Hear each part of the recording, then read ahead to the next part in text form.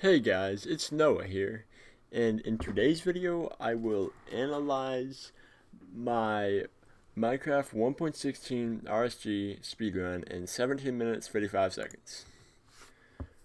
So, starting things off here, the first run of the day, okay? I start my stream, I'm like, yo, I'm gonna go brush my teeth. I get up, I walk away, I put the beer back thing on the screen. This is the first run of the day here. And usually what I like to do when I load up worlds and leave my computer, I like to just load up a world and leave real quick to go to the bathroom or something instead of going to the bathroom and then loading up a world, because it saves a little bit of time, like 10 seconds, 15 seconds it takes to load a world. That time is saved. So I'm like, I'll just load up a world and it'll be right here waiting for me. It'll be paused, start my timer and I go. So after a while, a good 3-4 minutes almost, I get back and I begin the run. Now, first thing I notice about this run is that it is a spruce forest, but then I see water in front of me, kinda, but through the trees. So I'm like, okay, spruce ocean. I'm down with this. It's an ocean. Always play oceans. Spruce oceans. Something about spruce oceans for me is they're just a great good luck charm. I've gotten 5 personal bests, I'd like to say, on a spruce ocean. So the first thing I think of when I get a spruce ocean spawn is, oh, I get PBs on seeds like these. And that is what I said out loud. I'm like, or not out loud, I said, I'm feeling good about this one. I get the spruce ocean, I'm like, yo, spruce ocean, I'm feeling good about this. And the funny thing is, the night before this run, I remember I was talking to Nick, my brother, and I was like, yo, for some reason I always get PBs on these seeds. And here we are, a PB on this type of seed. So off we go. Departure at 57. That's a little late, but thankfully I'm able to get some instant dolphins. Some of the reason it was late was because there was a little bit of a walk to the ocean, and I also had to mess around my door. My door definitely took a bit to craft. But I see a boat to my right over there. I almost miss it, but I turn around and notice it last second. So I got 3 dolphins. That's great. Dolphins greatly increase your speed. Not much happened here. I'm just swimming to the boat. Except here we are entering the boat. I couldn't exactly tell where the hole was, and then I miss it there and crash into the wall. I lost a couple of seconds there. But got plenty of iron, which is great. I get a diamond. And most runners in this scenario make a diamond shovel so that they can get their flint drops easier and quicker. But I'd never make a diamond shovel unless I don't have enough iron for an iron shovel. And that is because I'm a big fan of diamond picks, whether it be a monument run or a bastion run. If it's a bastion run and there's diamonds and they're out of my way, I'm probably gonna skip them. If they're gonna take more than 10 seconds of my time to mine, I'm not gonna mess with them. But if there's a monument run and I see diamonds, 100% I'll spend 30 seconds going on my way to mine diamonds. Which is uncommon. It's pretty rare that you spend that much time mining your diamonds. They're they're useful for monument runs. You can get nether travel, guaranteed to do nether travel if you get a diamond pick. So for that reason, I wasn't even planning on playing monument, but I still always keep a diamond if I can. The iron shovel's not that much slower, and it could be worth the diamond pick later, which will save more time, even if you don't get a monument. If the diamonds are easy to mine, 100% more worth it to make a diamond pick than a shovel. Then again, that's only if you get unlucky enough to get a 2-vein diamond. Usually they're 3 or greater. But anyways, the monument here. I wasn't gonna do it unless I didn't see a ravine or anything, and I didn't see a ravine. It's kind of unoptimal the way it's spawned. I have to go all the way around back. If the good side were on the front, I could have been done with this monument already. But instead I have to go all the way around it, and I have to loop around it kind of wide to make sure that I don't get mining fatigue by being in the radius. I hit 2 there, both without the gold. So that means and then I had another one, meaning the very last one will have gold, which is a little unfortunate, but oh well. Either you get the 1 in 4 chance of getting the gold right, or you hit the 1 in 4 chance of getting the gold wrong. It's whatever. I go to 2 render distance here because the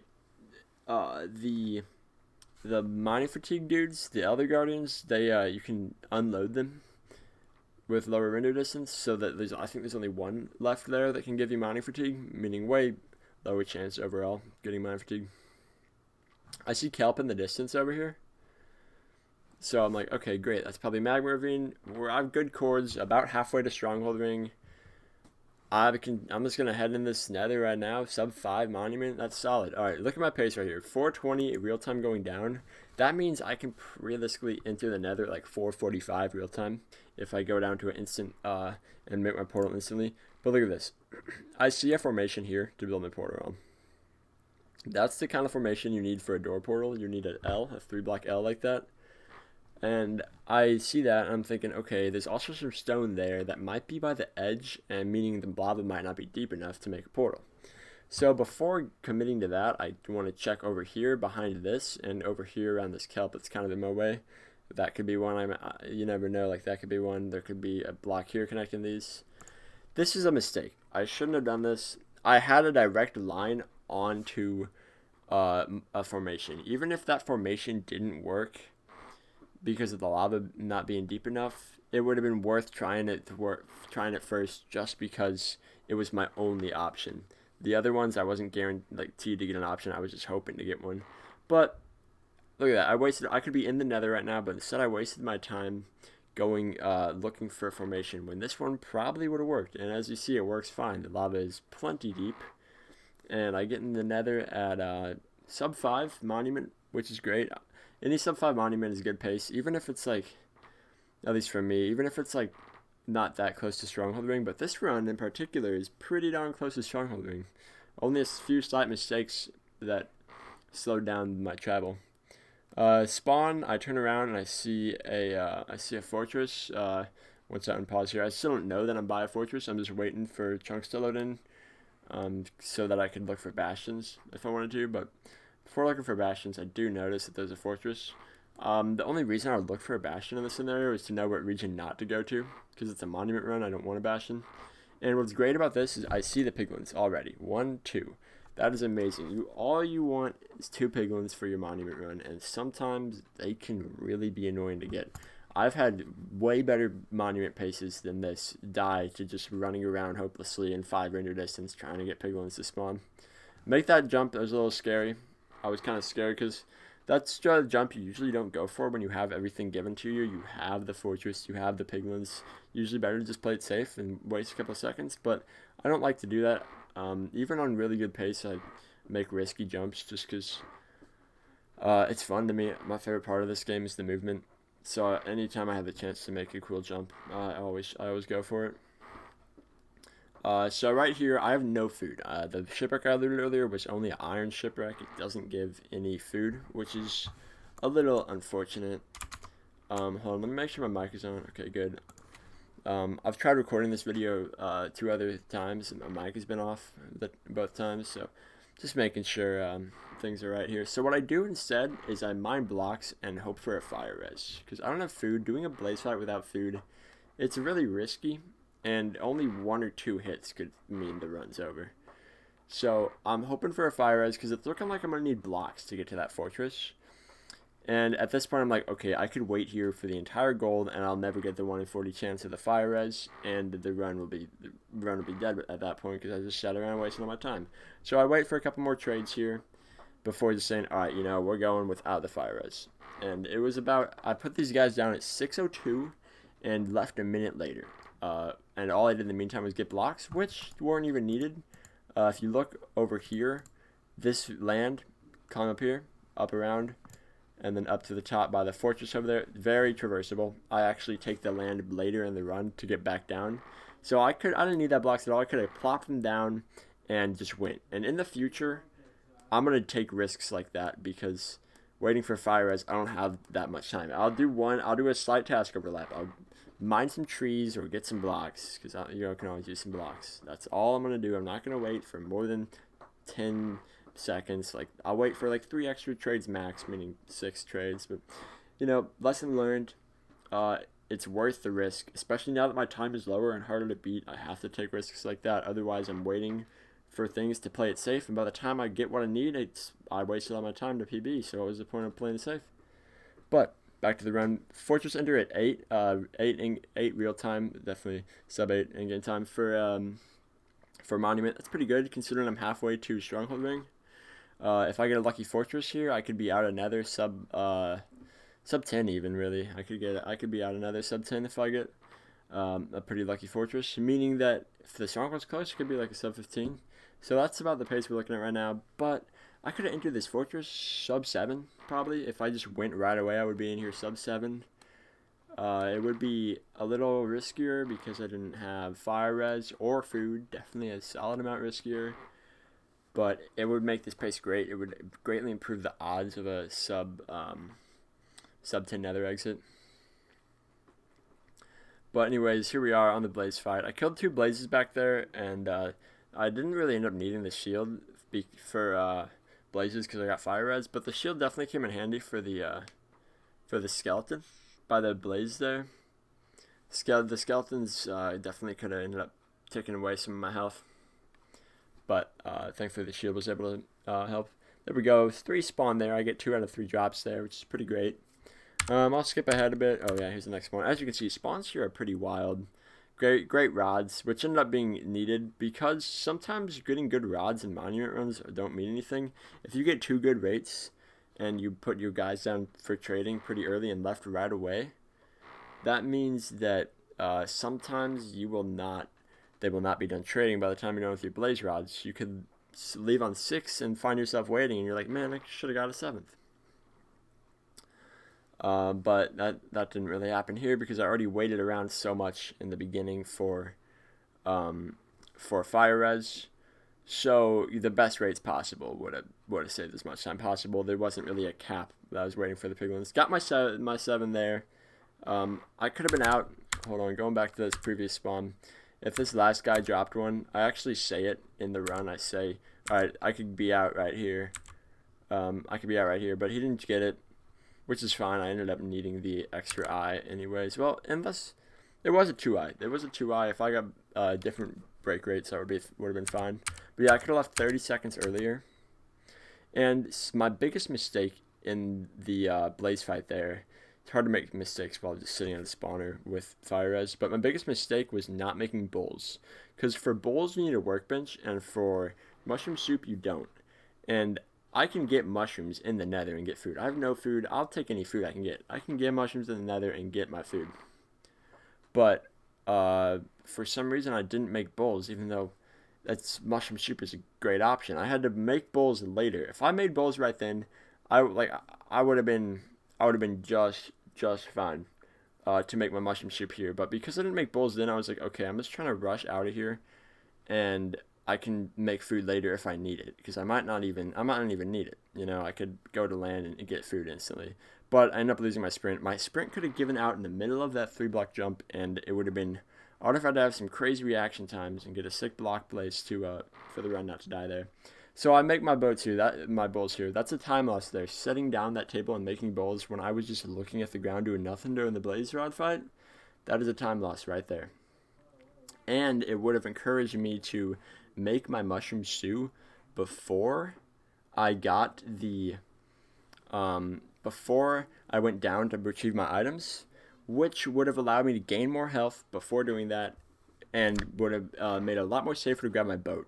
Because now I'm leaving the nether aware that I have no boat and no wood to make a boat. So I'm just banking on a dolphin spawn at this point. The key mistakes in the nether, after watching it, definitely waiting for fire res was not necessary. Not crafting bowls at the spawner. And not being aware of anything to craft at the spawner, honestly. There's nothing else to do besides craft bowls. Not crafting bowls at the spawner. It's a big one. And then not eating the mushroom soup earlier. It's another big one. Because now look at the swimming I had to do. All that could have been avoided. I mean, really could have been avoided if I just got food before the nether. But it could have been avoided with crafting the bowls at the spawner. I would have had my boat right now. So back there, the trident guy spawned. I thought I was dead there. I thought that was the end of the run. I thought I was just going to get whammed down by him. But thankfully he missed his shots, and I got dolphins soon after that. That was about 30 to 40 seconds of swimming freely without a boat, no dolphin. And I get dolphin just to turn up my render distance and find out that land travel is right here, which is a little disappointing, but also not that disappointing, because right off the bat I see trees and a pig. But also I see a lot of enemies, so I'm like, okay, no food here. I don't know where my next pig is going to be. I'm going to have to kill this pig and hopefully not get hit by too many enemies here. Do a somewhat okay job of getting that zombie out of the way, but could have done better. Got 3 pork chops, which is great. I'm like, alright, yo, there's not really any dudes by this tree. Perfect tree. I know from opening my inventory before that I have an insane amount of string. Look at this. Alright, analyze this inventory. Stack and a half of string, 8 obsidian, and this many pearls from a monument. Very, very, very crazy monument rates here. The only thing you want better out of this is 2 more obsidian. 2 more obsidian means mine 2 blocks of your portal, do educated travel. And with a nether that open, it is perfect. There were no walls directly in front of me with my spawn. There was any direction. I could have picked any direction and gone that way and done a nether travel. No issue. The only risk of doing a nether travel is missing out on food and wood, which are 2 things I needed for the run to continue. So getting those 2 obsidian would have put me by trees, just based off where the stronghold is, but it's also a risk. Say it was an ocean exposed stronghold and I went for the risk of doing educated travel, hoping to not land above the ocean exposed portal room, which is kind of funny. If I took that risk and I landed above the ocean exposed portal room, we could be on crazy pace. We could have been on like 14 pace, but I didn't have wood and I didn't have food. Food, that's whatever, but I can't craft beds without wood. You know, I could do an infight with no food. That's what ends up happening in a decent amount of runs, but you need wood. Here we are, killing these pigs. I'm like, okay, I can make a ton of beds. I have a ton of pearls. I'm going to use everything I can here. I got enough wood to satisfy my amount of string. I'm like, all right, land in water. Perfect time to swap out my lava bucket. I got all the food I need. I don't need that lava bucket anymore. A big mistake you can make in overworld travel is getting rid of your lava bucket too early, meaning that if you do need to kill animals for food, it'll take longer. I've done that a lot, but on runs where I need food, I definitely am sure to keep that bucket as long as I can. And once I'm nearing the stronghold, I swap it out for water regardless of how much food I've gotten, because half the time I forget to ever get rid of the water, and you never know. I could run the risk of muscle memory lava bucketing myself when trying to do a water drop, or I mean the lack of water bucket in general is just not the best. Water buckets are always useful no matter where you are. So yeah, just absolutely barreling pearls through this forest here. Covering ground pretty quickly. Could have been covering it quicker, but I've also didn't really have the best idea on where the stronghold was, and I cover more ground and still without little angle change. So I'm like, okay, probably getting somewhat close at this point. I'm going to diverge my angle a little bit. And something great about this travel is that my premature pre-nether travel landed me at negative 800. That helped a very large amount. It was a very one-way travel. Here I'm at negative 110. I only went another 300 blocks past my premature travel on one coordinate, meaning that the whole premature travel that I did before entering the nether was 100% worth it. It made one coordinate not have to move at all and only focus on the other one, which obviously meant that it was pretty close. Absolutely insane stronghold location with how close it was. But before we comment on that, let's go back at this. Here's a 15-minute in-game time right here. And I throw one, 15-minute in-game time happens. And I'm like, well, where did it go? It didn't go. I might have been on my pork chop or something. I don't know. So then I right-click again, and then boom, boom, there we go. 2 eyes go flying. They don't break, thankfully, but that lag caused me to throw extra eyes, which lose some time, and, you know, it's kind of scary for this last pearl. I'm like, man, if this breaks, that's just dumb. And it broke here. It did break. I didn't even really know that you could get stronghold spawns this close. 1100... 700, that's just insane. That is really crazy to me that you can get a stronghold this close. Say my premature travel, say this ocean allowed me to go more diagonal, I probably would have increased my Z a little bit, and I could have had like a 300 block ocean travel post nether. But that premature travel was still absolutely great, only increasing 300 on one of my chords there. Very fast location of the starter staircase. Usually in runs, I would do this jump here. It's not a hard jump. It's a two block down half with a head hitter half. But I also wasn't really sure of how the head hitter, the the half block head hitter mechanics worked. I'm not really too familiar with doing jumps like that. I'm sure I could have made that jump. If it wasn't on PB pace, I would have definitely tried that jump. But yeah, I may as well just place 2 blocks there. It's play it safe. Here we are in this stronghold. I have everything I need here. Plenty of food still, pearls, except I'm missing one eye. I can quickly rule out that direction just because there was nothing happening there. And then I'm like, okay, what is this? All right, this is part of that direction, which seems trash. Go over here. All right, that's an instant dead end. And I'm like, all right, I'll check down here because it looks like nothing else is happening. And I'm like, okay, dead end. That is a great sign. I'm really happy when I notice that everything up here is a dead end because that leaves only one way to go. Meaning that I never have to return to this room. I just have to get a little bit lucky and make the right routing decisions here in this stronghold. And a very simple stronghold to route. Easily was able to clear my options. It was pretty slow putting the eyes in the frames. Usually what I like to do is I like to run around the top and then just go in a circle. I ended up missing that right click there. I tried to right click there and I missed it. What I like to do is once I get that right click, I start walking into the portal. So what I like to do usually in runs is get this and then get that one and then walk in and get these two as I'm falling. So that I'm just like I get in as quick as possible, but I missed that, so I lost a little bit of time there, but it's whatever. It's kind of scary to do in portal filling in at the end of a run. Chuck my pearls in. I'm like, okay, I'm not going to craft my beds before setting up the perch. I take off my shield because I've never done a one cycle with a shield before. It's really rare that I make shields.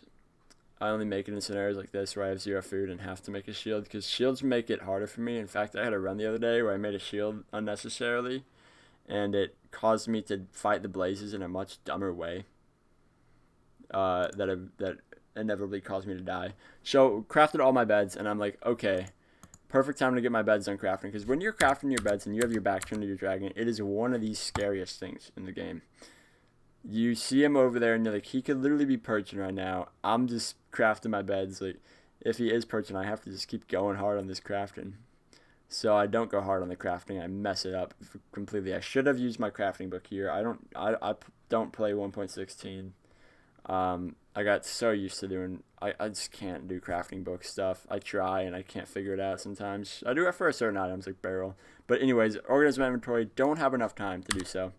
I believe this is a diagonal perch. He's on the north. It is a successful north-south. He doesn't tower like he would for east-west. But I believe that this is I don't get this perch at all. It's definitely a diagonal perch. It's just a really weird perch. I'm still confused by it. Haven't really seen that many perches like this. So when that perch happened, I was like, what the heck? Only 4 beds in my hotbar, and my pick block is center scroll wheel. I click down on scroll wheel to pick block. So I'm going to have to do some pick blocking here.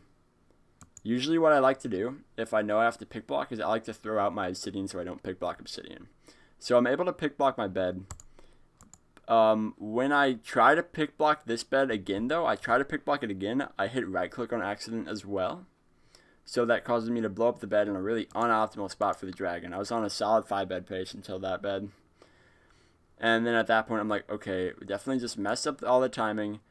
I'm just going to go hit him, bump him up higher again. So I'm thinking, my thought process here, rapidly thinking mine during this one cycle, my thought process is, okay, I had bad timing on the first one, meaning I bumped him up more. Meaning if I bump him up more again, the timing should be good enough for me to get those 2 beds out and him do a circle and then another circle and finish off with these 2 beds.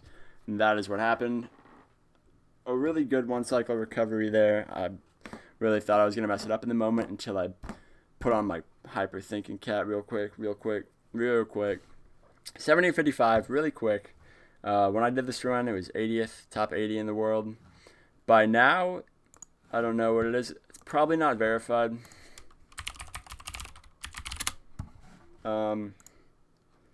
Let me see.